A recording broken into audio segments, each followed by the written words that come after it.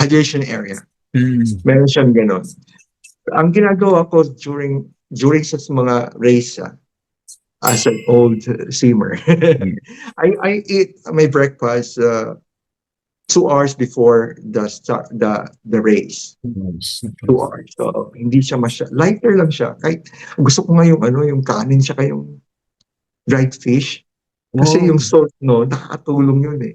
4 grams. Yeah, water retention. Oh. Importante yun. And then, meron ako mga gel before. Pre-pandemic to kasi mas cheaper pa yung mga gel before eh. Kung lalaki akong 10 kilometers, I see to it that every maximum of 40 minutes, I drink half of that half sachet of the nutrition gel.